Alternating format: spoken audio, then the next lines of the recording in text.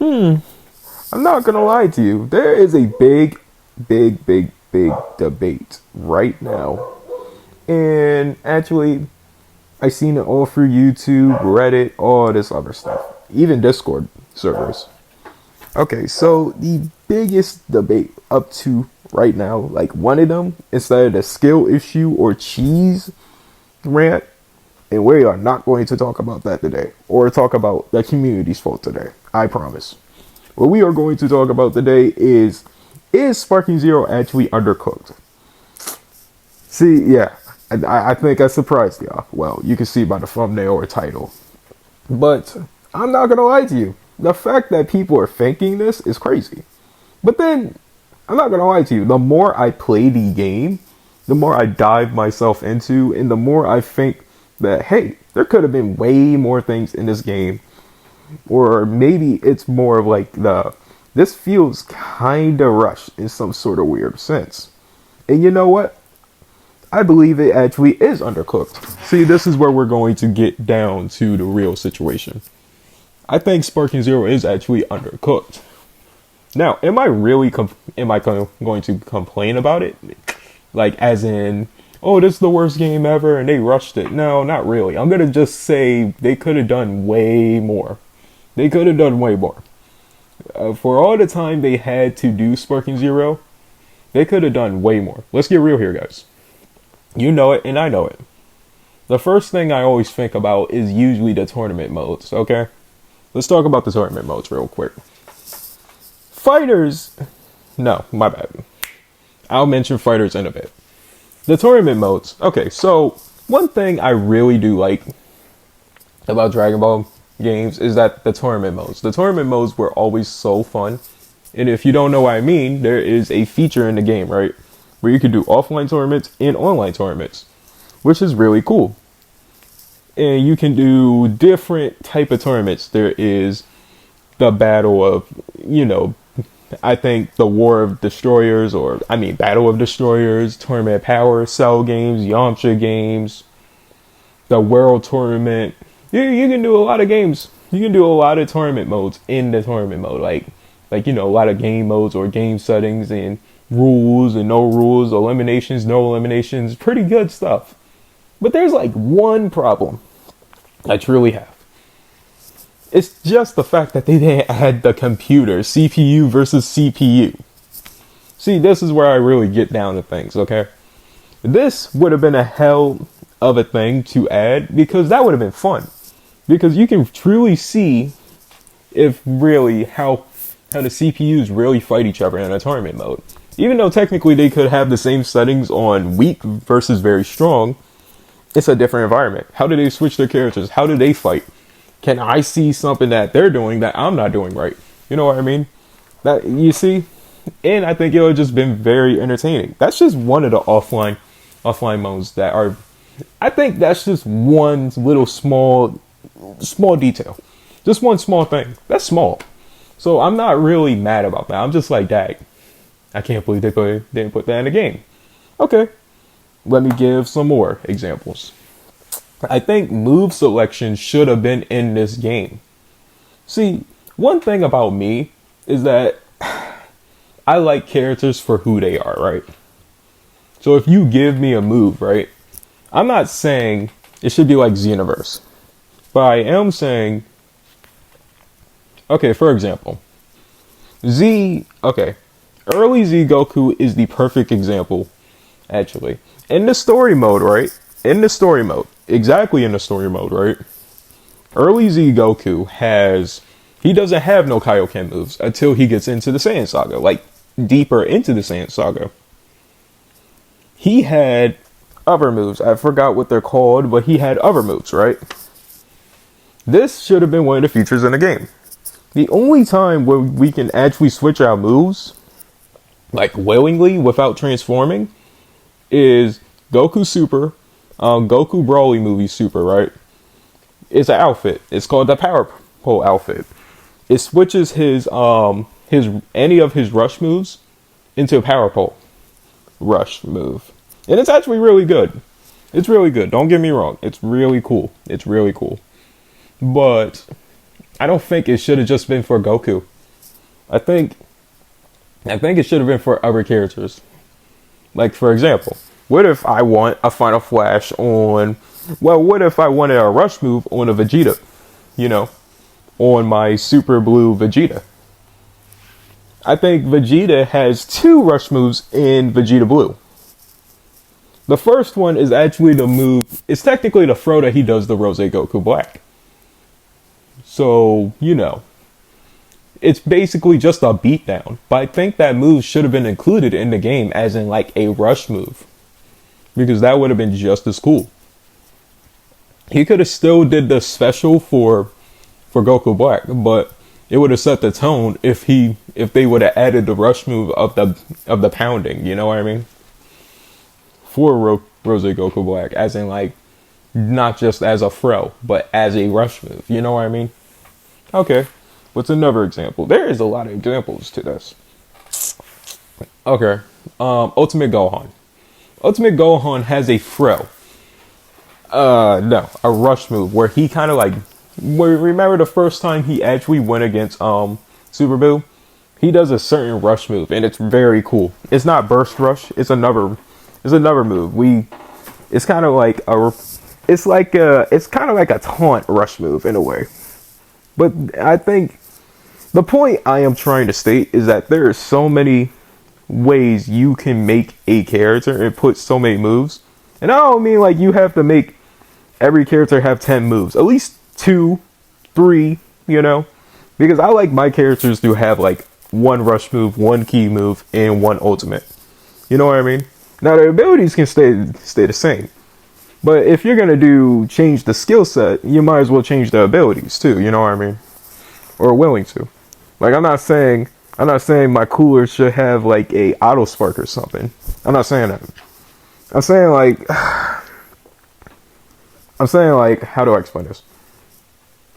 If you get the same weird benefits, you know, that didn't sound right. Okay. The only time when we actually do change our moves is actually when we transform. Everybody knows this. Some moves actually become, okay, so let's, who's a perfect example? Sen Shenron, basically Omega Shenron, just weaker. Sen Shenron's ultimate becomes a normal move of Omega Shenron. Because that's just how they made it. And you know what? I think that's cool. I think that's great. So I don't even have to, you get way more of a benefit of being an Omega Shenron than Sen Shenron because you actually get an ultimate for a super attack. Instead of you just being like, oh man, well, now that ultimate's gone. I think that's one of the good things they did in this game. Another thing I think they didn't do well is the little skill count meter. I don't think you should be able to get so much stock back, right, from Vanish Wars. I really don't. I feel like that was overlooked, like to a big degree. Because think about it, like how many people get into how many Vanish Wars do you get into one game? I'm gonna tell you the truth. You get the average player, truly the average player gets into about almost 7 a game, guaranteed 7 a game, between 5. Now, an advanced player wouldn't even let that happen. So 1 is at most. Between 2. But a novice who just knows how to vanish and don't know how to prevent the vanish word, it could be like 10 to 15 a game, truly. And guess what? Then guess what? They get their auto spark back or whatever, or regeneration or after image strike and dag. The problem isn't the auto spark itself. It's the fact that you get it back too fast. You know what I mean? And I understand that when you're playing a game, your stock's gonna come back fast. That's fine. But what isn't fine is that you get it from a Vanish Ward that happens like 10 times out the game. Like during the game, bro. No wonder we are having a problem going against these guys. And here's the thing. You kind of did it for them. Because come on, man. Like what? That's one of the things. The stocks. I believe the stock recovery is crazy on Vanish Wars, bro. Even though they made Vanish Wars faster, it hasn't changed the effect on stocks. All it did All they did is make Vanish Wars faster, and they made it like faster as in like it speeds up every time, which I adore. This is like the best thing they could have done in the Vanish War aspect. It's just reduce how much stock they get in the Vanish War. It shouldn't be that much. Because, bro, when you're done with a whole Vanish War, bro, they basically just got 2 stocks back. Both of y'all. Like, honestly. And y'all can test it yourself. You can go into practice with your friend, go into a whole Vanish War, and tell them y'all both didn't get at least 2 stocks back between 1.5. That's a lot. At most, you should be able to get 1 stock back for a whole Vanish War with both of y'all at full key. That's what I think. That's what I truly think. Okay, cool. Now we're actually getting somewhere with the undercooked subject. And I'm not even going to be too hard on these guys because they're actually doing a good job. They're doing a good job. But there is a little bit of another problem, but I will mention that in another video, believe it or not, because that's where I kind of get crazy on them. This video is not really about bashing them. It's just more or less that this game does feel a little rushed for what it is.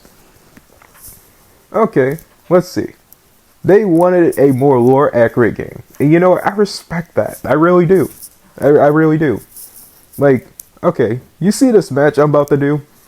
The Z Gogeta I am playing literally is like, when you go against a Z Gogeta, you feel like you're actually going against Z Gogeta. What I mean by this is like, he fights just like him. He does the exact same moves. He does everything of him. The only thing he doesn't do is Big Bang Kamehameha. But they had to use a move that had to be like, he only used 2 moves. Z Gogeta only used 2 moves in the movie. He used Soul Punisher. He used Soul Punisher and Punisher Drive. See? That's Punisher Drive. I don't know if I'm pretty sure. Damn, I got him. Anyway, yeah. My point is, though, in the lore accurate standpoint, right? Certain characters shouldn't be as good if they're truly as lore accurate. What I mean by that is like the Yajirobis or, I don't know, mainly Yajirobe in my opinion. I'm sorry, guys. Like, I get it, lore accurate, but damn, he shouldn't be that good, bro. He really shouldn't. Like, bro, he should be on the potential of Mr. Satan on the low. They should both be 1 DP. Hear me out. I know Senzu Beans are supposed to give you full health back. But come on now. If you're going to make a weak character, bro, he shouldn't be having all that health coming back to him. I think the heal should be based off of the character's DP. So, in a way, what I am trying to say, this might sound crazy, Fusamasu should have the best heal in the game. I think that's true because between him and what's his name, Jiren. The thing about Jiren is they kind of messed up on him, his base form. See, they gave him meditation to heal. I don't think they should have ever did that. Jiren technically doesn't even need an auto spark either. He doesn't need an auto spark. I mean, his full power Jiren makes sense. That's lore accurate right there. But no. But he didn't need none of that. All he needed, in my opinion, was just a buff.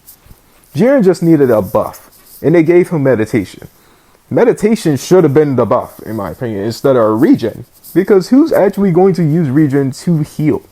Like, nobody's not actually going to sit there and let you heal, bro. And if they was going to do that, they should have made meditation slightly faster. For your own benefit. Because it's the worst heal in the game. As in, like, trying to pull it off. Every other heal is like good. The best healer in the game is definitely Yajirobe. Then in my opinion, the second best healer in the game is Metal Cooler. Trust me, it's Metal Cooler. Trust me, the chances of you catching a Metal Cooler when you're flying away, bro, and he's healing is already over. The only way how you're catching him is if you have Z Gogeta, Hit, or MUI Goku.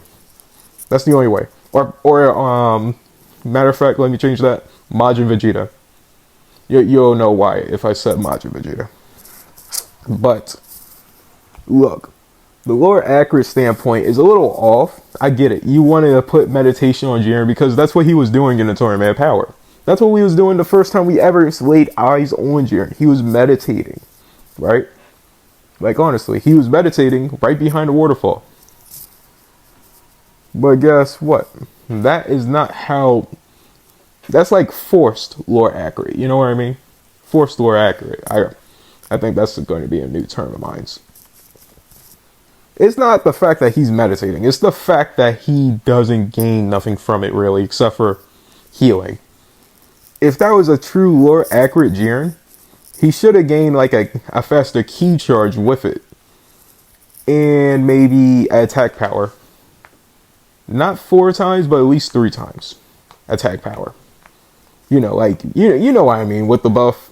Sometimes I have a number, like, all I have, all I need is 5 seconds. Goku has like 8. Full power Jiren has like 2. Base form Jiren should have had 3, in my opinion, between 4. Because I think that's more lore accurate with a ki charge buff. That's blue. Blue ki charge buff. Because it's certified. Well, whatever the blue buffs mean, he should have had one of them for meditation. He should actually, base form Jiren should get a buff. Matter of fact, I should actually just make a list of all characters that aren't as that are lore accurate but are bad. And Jiren, base form Jiren would be on the list, believe it or not. Just because of meditation. Just because of one move. Hear me out. I love Power Impact and I love Power Rush or whatever. I love the Ultimate Heat Break. Great moves. Just one bad ability messes up everything. He has a explosive wave. It's called Ki Pressure. It's amazing. I love it, actually. It's cool, bro. I can literally just use base form Jiren. I can win everything. He's amazing. He is legit amazing. Okay. You see this character on the screen? His name is Turtles. He is basically the embodiment of if Goku never hit his head. He is technically truly lore accurate. He's the perfect lore accurate character in the game, in my opinion. He's perfect. Because he fights like Turtles. He actually eats the fruit and gains something from it, truly. It's not like 2 buffs, it's everything. Just about. That's why I really like. They did Turtles so right. The only problem I have with Turtles is if they should have made him a little bit stronger.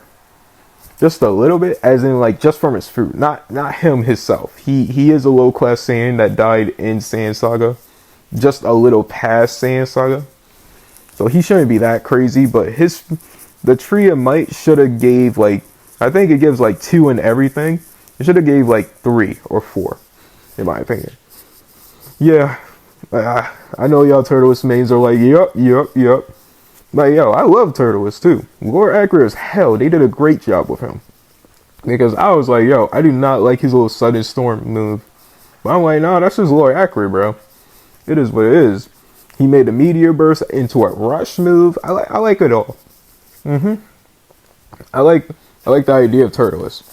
There's a lot of villains too that they did really well. It's just, I don't know. I feel like they could have done way more. Like, for example, Sonic Sway. You see? Look, bam. I didn't even know that was going to happen, too. I'm not going to hold you. Sonic Sway. Sonic Sway is one of the best counters. Look, damn. I was really cooking back then. It throws me off on how good I actually was, like, doing people, bro. I was doing crazy. Okay. Sonic Sway. Sonic Sway is very well done. And it's lore accurate to Dragon Ball lore. People really be doing that to characters when they're just, like, very strong for them, like, you know what I mean? But why do I feel like the Sonic Sway should actually determine on how strong a character is? Now, I don't mean no character shouldn't be doing this. Like, let's say if I'm a Krillin and I'm going against MUI Goku, I shouldn't be able to Sonic Sway him. I don't mean that. I mean exactly how long it lasts or how much damage I do off the attack right after the Sonic Sway. You know what I'm saying? Because it makes sense to me after a certain point. I don't know. I think there should be like way more factors into this game that makes this game what it should be. That's where I am getting it's undercooked from. One more thing. Another topic. So, did you notice something? Goku and Vegeta have technically the most forms in the game, right? Cool. Shouldn't Kaioken Super Saiyan Blue Kaioken should be its own transformation, as in like instead of ability. And Vegeta's Super Saiyan Blue evolution form should be its own transformation instead of ability. Hear me out. I thought Super Saiyan Blue Vegeta was going to have the final flash that he used on what's his name? Jiren. It would make sense, right? Cool. And I would think that Super Saiyan Blue Vegeta would have the rush move on Goku Rose Black. Like, you know, Rose Goku Black. Where he was literally beating him into the ground. That's what I'm talking about. You know what I mean? Very undercooked. I don't think they wanted to put another stock, as in like another transformation for itself. Now, don't get me wrong. I think having UI Goku as a separate character was genius. But they could have had Super Saiyan Blue Evolution Vegeta as his own character. At least, in my opinion. At least. They could have, but it's like, you never know. So you're kind of like forced to like use the stocks to get to Super Saiyan Blue Evolution Vegeta. Kaioken's not the problem. It's actually Super Saiyan Blue Evolution Vegeta. In my opinion, they could have just made a whole nother slot, right, for a transformation Super Saiyan Blue Kaioken Goku or Super Saiyan Blue Evolution Vegeta. And then gave them the buffs or the auto sparks or whatever, the moves of Kaioken and, you know. Because don't get me wrong, I think they did a great job on the base form versions of the Broly movie Saiyans. I think they did. As in like Goku and Vegeta. But let's get real here. To a certain extent though, they could have done more. I'm grateful for it, but when you really think about it, like honestly think about it before y'all make a comment or anything. Think about it. Think about everything they could have done with all the time and all the money in the world just to make this game a million times better. This is my video. I will conclude it right there. I think Sparking Zero is undercooked. Anyway, if you like this video, please like, comment, and subscribe. Tell me what you think. Remember what I said. Actually think about it before you comment. And honestly, I'll see y'all in the next one. Thank you for all the support too. I really appreciate it. Bye.